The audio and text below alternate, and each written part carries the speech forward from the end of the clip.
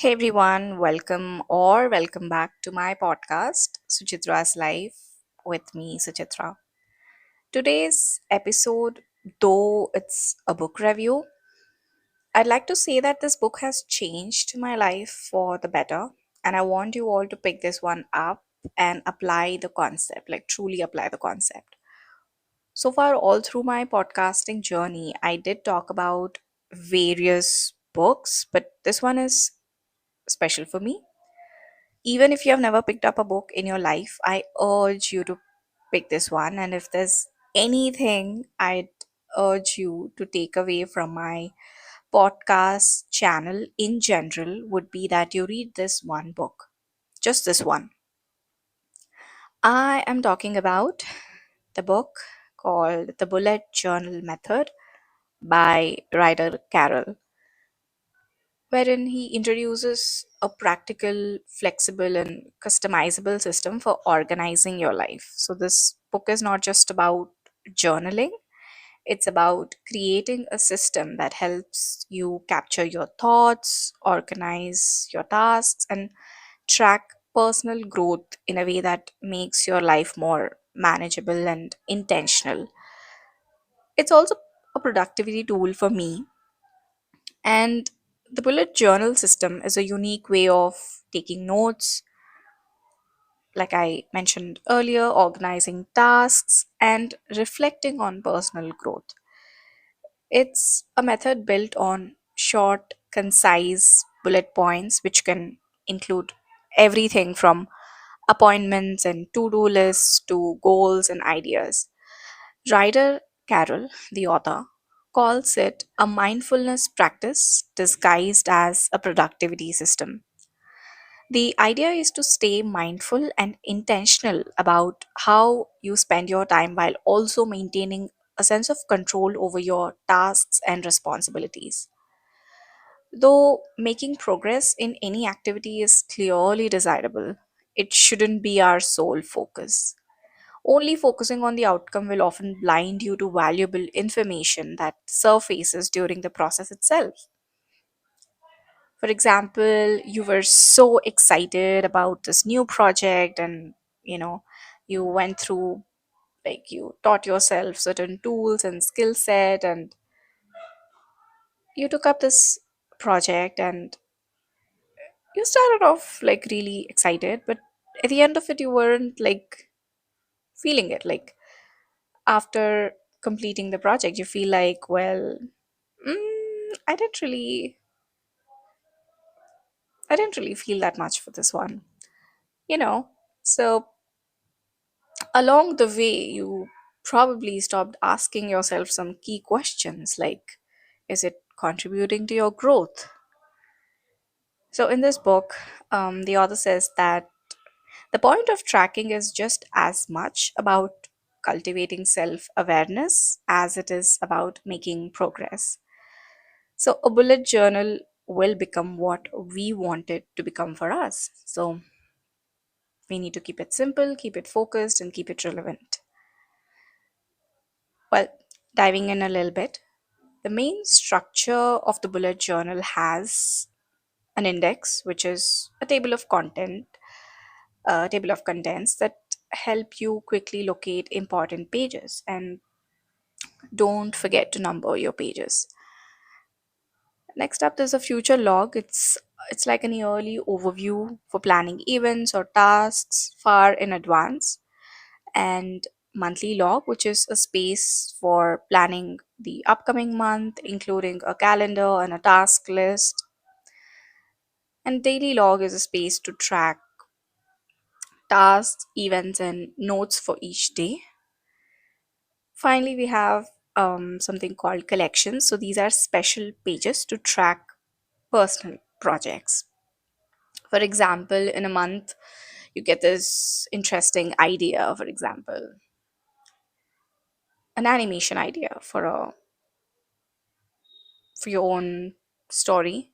You got an idea to animate something, and you scribbled your notes on a page in one of your monthly logs. But you realize that, okay, this idea has got potential to become a project on its own. So next month you have some more ideas. So how do you link these two pages? Well, the author says that you can just link it by adding the, you know, previous page number of the collection to the correct one. So this is called threading. So to thread this collection, simply add the page number of the previous or next instance of that particular collection. So it's usually is like previous page number forward slash the current page number. And when you go to the previous page, you go back and add the current page number with a forward or a backward slash, whichever way you feel comfortable. So, why do we exactly need to track our activities and day to day life? I mean, what do we really get out of this? Or is this just another chore that we are adding to our already occupied lives? Well, no, not really. This is not a chore. We track our activities to get more clarity. You see, not all things that we are into are supposed to be our occupation. That in itself is a valuable lesson to learn, especially when you're young. It's important to figure out what role the things that interest you play in your life. Not every hobby or curiosity is a calling, but some are. We figure that out by safely trying them for a short period of time before making a major commitment. For example, I have various interests, but I might not be interested in them for the long term. But before I get to that conclusion, I'd like to give them a shot and see how it goes. So I include them in my daily task list. And this is one example in this book that stood out for me was when the author quoted an example of a mother who was caring for her child who needs special care and attention. She was maintaining the notes of the kid's vitals every day. And one fine day, the child was in a serious trouble, and she was shell shocked to even utter a word. But she has to coordinate with the healthcare providers, and all she did was just flip out her bullet journal and give it to the doctors, and the doctors got the exact information that they needed. So just writing down your priorities, the things that matter to you, you never know how they might help you. And this, when I read this example, it just gave me goosebumps, of course, but also like, well, this is what a tool is supposed to do, help us when we are feeling a little helpless. All these tools and techniques would come to our rescue, and that's the beauty of it. All right, to start with bullet journaling, you won't need much.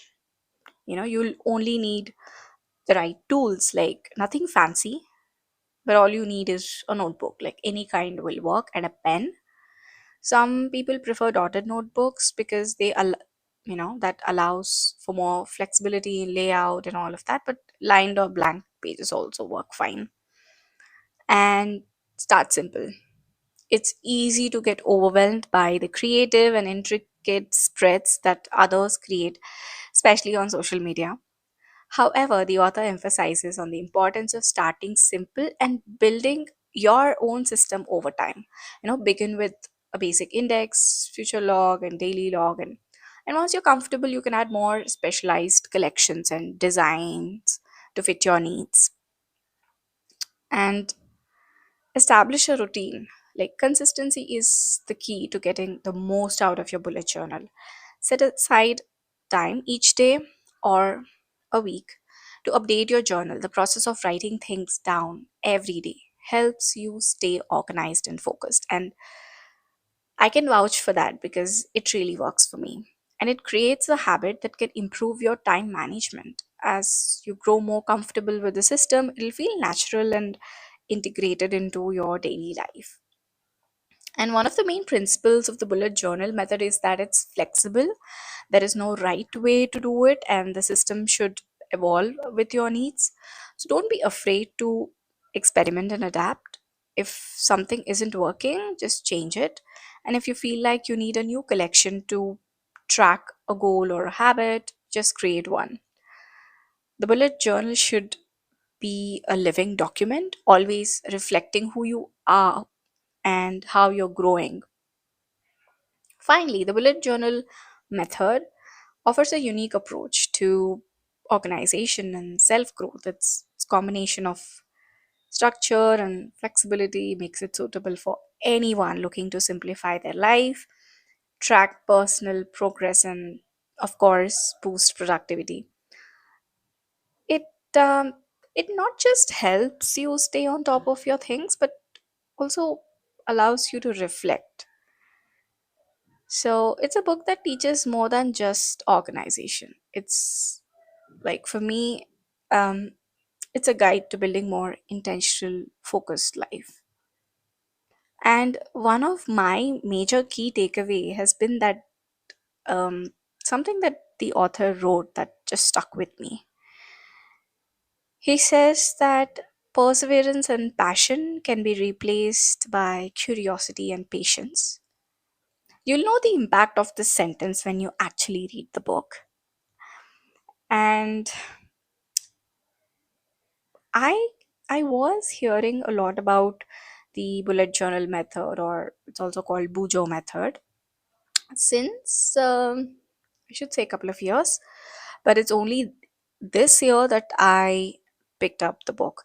The author also has his own YouTube channel called Bullet Journal Method, and he also has a website with all the resources laid out as to how one can get started. And he's not selling any course, mind you, he's just sharing. And I find the system to be really effective. So earlier back in the day, I used to just have my a short to-do list, and that's about it. Like I would just write down the things to do and just either do it or not, and not really reflect or track or you know think about it in terms of my personal growth or anything. So that's how I used to be. But after reading this book, I am changing my style of tracking my tasks and all of that. So I'm able to see a pattern, I'm able to understand myself a little bit better. And I think this is more important now than ever before, because we have so many distractions, and at the same time we also have ideas to execute. We also want to do some personal projects which never seem to happen. So where is your time going? That was the question that I had. Like I had so many ideas, I wanted to do so much. I was um, writing down ideas as and when they came to me, but I wasn't really executing them. So where was my time going? And once I started tracking, I realized, okay, I know where my time is going. So this kind of awareness, apart from whether you really okay, one more thing is just don't hate yourself if the habits you're tracking you're not able to do every day. This journal, which is your friend, it's a safe space for you to understand more about yourself. So just don't end up hating yourself for not following through a particular task, or you know just forgetting to do something. It's You're just learning more about yourself, so just please be compassionate. There are days when I don't do certain things, and earlier I used to like really be very critical of myself, but now I've learned that it's just a reflection. Like, not every day you can do every habit that you've listed on your habit tracker, but more or less you can see the pattern. Like, okay, on so and so date I was out, I had an important urgent meeting, but you know I tried but I couldn't do it, so it's okay. So just try to be more compassionate to yourself is all I would say. And it's a journey. It's a journey, and your time is precious. So just enjoy your life and be mindful and intentional. I think these are the things that are going to make a huge difference. Well, that's it from me. Until next time, take care.